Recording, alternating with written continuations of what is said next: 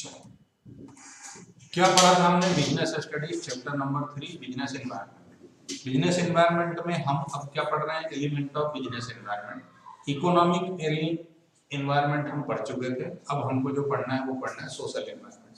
Social यानी society, social environment यानी society. Society का क्या मतलब है? सोसाइटी का मतलब ये है कि जैसे social environment results the customs and traditions, values, cultures, social trends, beliefs, norms and ethics of the society in which business enterprise operate।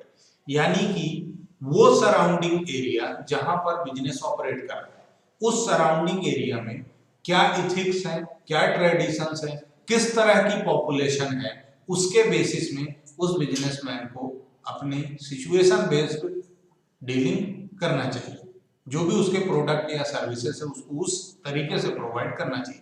For the sake of simplicity या एग्जांपल के तौर पर आप ये समझें, गांव की जो दुकान होगी वहां पर बोलने का तरीका, बिहेव का तरीका अलग होगा, शहर में जो होगा वो अलग होगा। या फिर आप यूं देखें कि एक ऐसी दुकान जहां पर फिक्स परमानेंट आप कस्टमर है, वहां पर बातचीत का तरीका अलग होगा, आपको जो सर्विस देने का, ट्रीटमेंट का तरीका है वो अलग तरीके का होगा। और जहां आप नए पहली बार जाओगे वहां पर कुछ अलग होगा। जैसे आप मॉल में जाएंगे तो एक अलग कल्चर मिलेगा, एक अलग ट्रेडिशन मिलेगा, लेकिन आप एक सिंपल दुकान में जाएंगे तो कुछ अलग नजारा होगा। ठीक है। Define social practices that have lasted for decades और इवन सेंचुरीज, मतलब जो वर्षों से परंपराएं चली आ रही हैं, 100 वर्ष से, 10 साल से, डिकेड्स यानी 10 साल और सेंचुरी यानी 100 साल। ठीक है। For example, celebration of festivals like Diwali, Eid, Christmas, Guru Parv, etc. provide significant financial opportunities for greeting cards, companies, sweet shop, gift shop, etc. Diwali वगैरह में आदमी फटाके लाता है ना? ऐसे आदमी हमेशा फटाके थोड़ी खरीदते हो आप। उसके बाद दिवाली पे आप मिठाई वगैरह खरीदते हो, डेकोरेशन की चीजें खरीदते हो, दीवारों को चूना पोतते हो, तो उस तरह का बिजनेस चलता है। कोई जिसके यहाँ ईद है उसके यहाँ सेवइये वाली है तो सेवइयाँ का, और बकरे वाली है तो फिर अलग ही मजा है उसका, है ना? उसके बाद क्रिसमस में भी अलग ही नजारा होता है। तो इनका कहना है जो कल्चरल है, जो सोसाइटी पर ऑन ट्रेंड है, उस हिसाब से आपको अपनी बिजनेस करना है, या उस हिसाब से बिजनेस आपका चलेगा। Values refers to the concept that a society holds in higher esteem। Higher esteem यानी कुछ लोग होते हैं ना, नहीं यार मेरे को तो बस यही करना है, इसके अलावा कुछ नहीं करना, है ना, मेरा जमीर गवाही नहीं देता, ऐसा बोलते हैं ना लोग। तो जहां जमीर की बात है वो क्या है? Values. refers to concept that a society holds in higher esteem individual freedom, social justice, equality of opportunity and national integration are some example of values। देश, मेरा देश ही सब कुछ है, या समाज में जस्टिस होना चाहिए, न्याय, है ना, सबको इक्वल अपॉर्चुनिटी मिलना चाहिए, किसी के साथ कोई भेदभाव नहीं होना चाहिए। For example, a business enterprise must give equal status and same wages to male and female workers working at the same level. जैसे मजदूर मजदूरी करता है तो उसकी लेबर की मजदूरी 500 रुपए है, लेकिन यदि वहीं कोई फीमेल लेबर है तो उसको 300 ही मिलता है। तो ये अनइक्वलिटी, जबकि सेम काम कर रहे हैं, वो भी तगारी फावड़ा चला रही है और वो भी चला रहा है, तो जब रहा है और रही है, दोनों सेम ही काम में हैं, तो फिर उनको वेजेस भी सेम मिलना चाहिए। ठीक है। उसके बाद सोशल ट्रेंड्स। सोशल ट्रेंड में क्या है? present various opportunities and threats to business enterprise। social trends मतलब increased awareness towards health has increased the demand of product like organic food, mineral water, gym, etc. However, this trend has harmed business in other industries like dairy processing, tobacco and liquor। इनका क्या कहना है? Social trend जैसा होगा आपको business भी उसी हिसाब से चलाना चाहिए। हालांकि इससे क्या होता है, कुछ जो एग्जिस्टिंग बिजनेस है उनका नुकसान भी होता है। क्यों? आप अपने हेल्थ के लिए ज्यादा कॉन्शियस हो गए, फिर अब आप समोसे जो सूत रहे थे वो सूतना बंद कर दोगे, तो क्या होगा समोसे वाले का? उसका तो नुकसान है ना। आप जिम जाना शुरू हो गए तो फिर आप क्या करोगे, दारू पीना कम कर दोगे, डेयरी प्रोडक्ट कम कर दोगे, मीठा कम खाओ। सबसे पहले मतलब जैसे सारा मीठा जहर हो, ऐसा कुछ भी नहीं है। जो आदमी ठेले चलाता है दिन भर, आप उसको चाहे जो खिलाना है जो खिला दो, जो पिलाना है वो पिला दो, कोई फर्क नहीं पड़ता उसको। फर्क इस बात से पड़ता है आप जितनी कैलोरी ले रहे हैं क्या उसको उतना बर्न कर पा रहे हैं। तो सोशल ट्रेंड के हिसाब से है ना, आदमी हेल्थ कॉन्शियस है तो फिर वो उस तरह के एक्टिविटी काम करेगा, उस तरह के प्रोडक्ट ज्यादा बिकेंगे। Analysis and understanding of social environment is important as it determines the product, services and standards of conduct that are acceptable to society. इनका क्या कहना है कि हर बिजनेसमैन को सोशल अंडरस्टैंडिंग और सोशल एनवायरनमेंट की अंडरस्टैंडिंग और एनालिसिस होना चाहिए कि अभी प्रेजेंट में सोसाइटी की क्या डिमांड है, सोसाइटी में क्या चल रहा है। गोकुल धाम सोसाइटी में नहीं है ना, उसमें तो जेठा और बबीता भाभी चलते हैं। एग्जाम्पल्स इन्होंने क्या बोला है, जैसे McDonald made significant changes in its ingredient of finger chips after considering the trends and custom of social environment of India. McDonald क्या आता है इसका, बर्गर, तो फिंगर चिप्स उंगली में फंसा को पोंगड़ी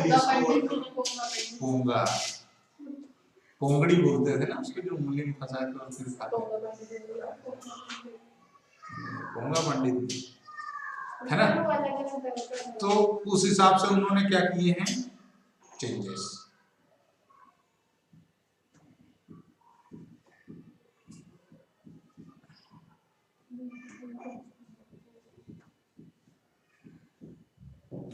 demand for reservation in jobs for minorities and womens, उसके बाद equal pay to male and female workers for equal work, कुछ ये सोशल है। Some component of social environment के क्या कंपोनेंट है, attitude towards product innovation, life style, occupational distribution and consumer preference. आपको किस बात पे ध्यान देना चाहिए, एटीट्यूड टुवर्ड्स प्रोडक्ट इनोवेशन, नए नए प्रोडक्ट आपको याद करना चाहिए। लाइफ स्टाइल पर ध्यान देना चाहिए लोगों की कि लोगों की लाइफ स्टाइल कैसी है। उसके बाद जैसे लाइफ स्टाइल का क्या है ना, तो लाइफ स्टाइल में यही होता है कि आप मुंबई जाओगे तो वहाँ का लाइफ स्टाइल अलग होगा।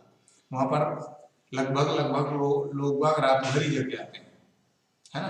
अपने यहाँ ऐसा नहीं है। और गाँव में चले जाओगे तो हर आदमी 7 बजे सो जाता है, 4 बजे उठ जाता है। This is life style. उसके बाद ऑक्यूपेशनल डिस्ट्रीब्यूशन, ऑक्यूपेशन का डिस्ट्रीब्यूशन कैसे, मतलब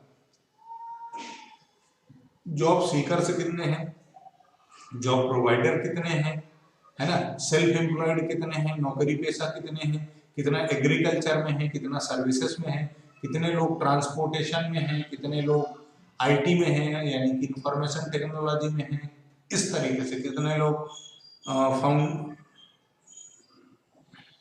हाँ मतलब समझ गए कि है ना। हाँ।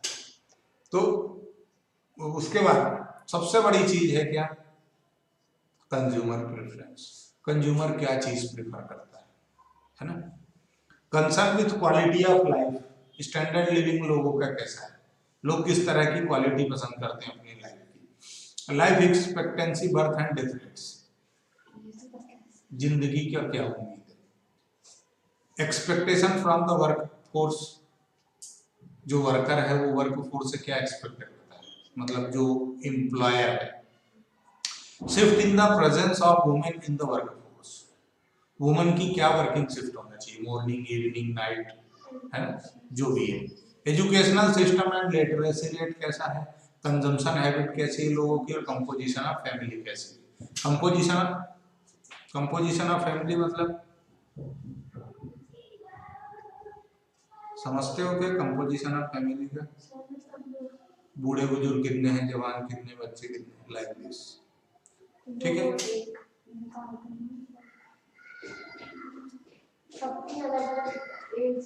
हाँ बराबर। एक केस स्टडी देखो, with increase in birth rate and fall in death rate, The infants now have bigger share in composition of population.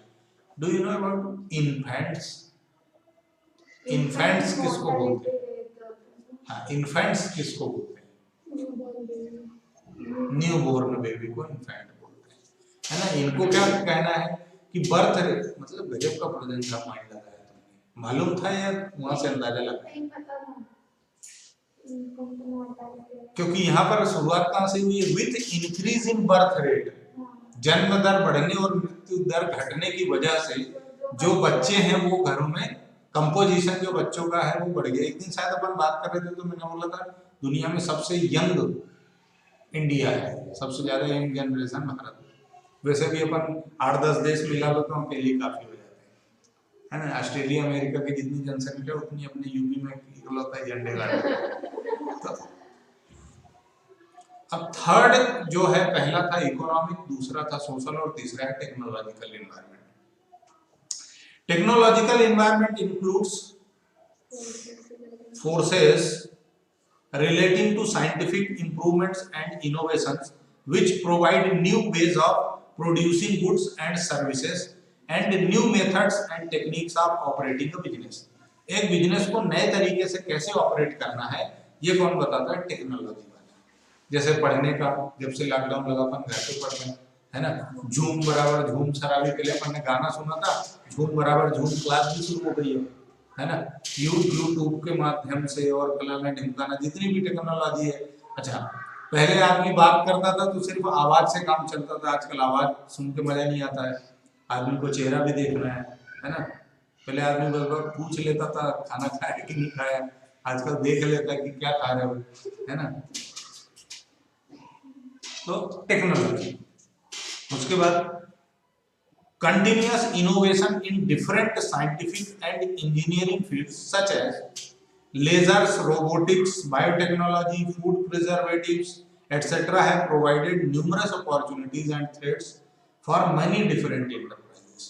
ये जो बढ़ती हुई टेक्नोलॉजी है ना, जैसे पहले यदि तुम्हें भजिया बनाना तो भजिए के लिए तुम्हें चने की दाल पिसी हुई बेसन होना, फिर उसका घोल बनाने का, है ना, फिर उसमें कांदा काट के डालना, मतलब प्याज, उसके बाद लौकी, जिसकी भी बनाना।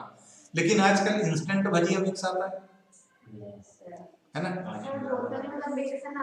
है ना, है ना।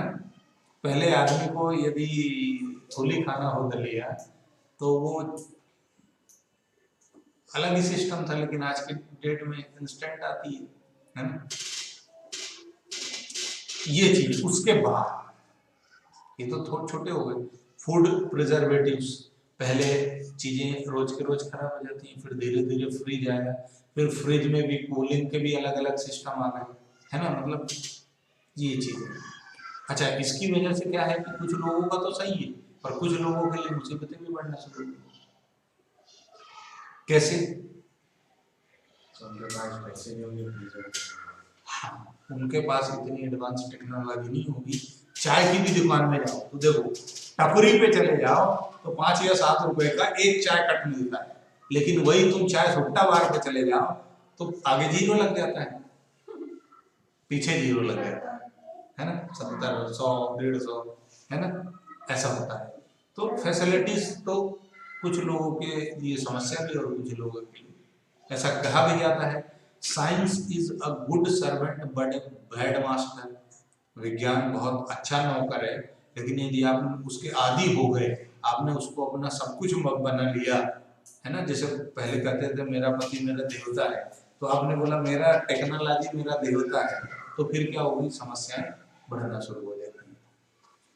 उसके बाद अपन आगे बढ़े। Today technology changing at a fast pace.